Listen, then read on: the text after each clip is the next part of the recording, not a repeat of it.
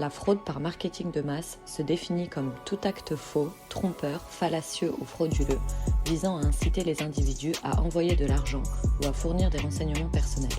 Cela comprend des demandes ou offres non sollicitées reçues par téléphone, par la poste, par internet, par courriel ou encore au porte-à-porte. Au Canada, en 2018, la fraude par marketing de masse a fait perdre près de 100 millions de dollars canadiens aux victimes, dont 55 millions dans un contexte en ligne.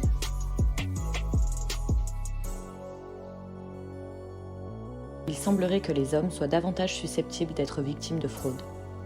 Les personnes âgées de 18 à 24 ans sont les plus susceptibles d'envoyer leurs renseignements personnels en réponse à une invitation frauduleuse. Les personnes âgées de 65 ans et plus sont plus susceptibles d'envoyer de l'argent.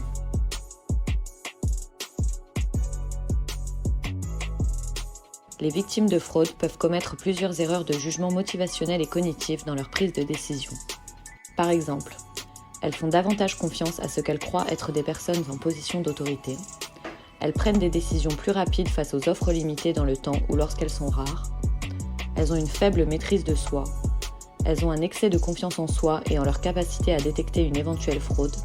Et elles sont souvent à la recherche de sensations fortes. En ce qui concerne leur victimisation, les victimes de fraude ont tendance à ne pas parler à leur entourage des fraudes dont elles ont été victimes.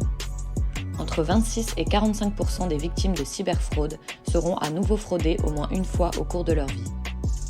Divers phénomènes peuvent également expliquer les raisons pour lesquelles les victimes se font arnaquer, comme par exemple celui de l'effet des coûts irrécupérables. Les victimes qui ont déjà investi de l'argent dans l'arnaque une première fois ou qui estiment avoir déjà beaucoup investi pensent qu'en continuant d'investir un peu plus, elles se rapprocheront de leur but et finiront par l'atteindre. Un autre phénomène est celui du pari risqué. Les victimes sont incitées à tenter leur chance même si l'offre ne leur paraît pas fiable car elles pensent que cela en vaut la peine dans le cas où l'offre s'avérerait finalement vraie.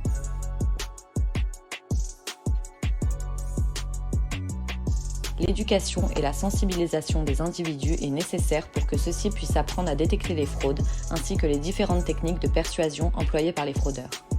Ces campagnes doivent autant être généralistes que ciblées selon l'âge des participants, leur mode de vie ou les diverses technologies utilisées.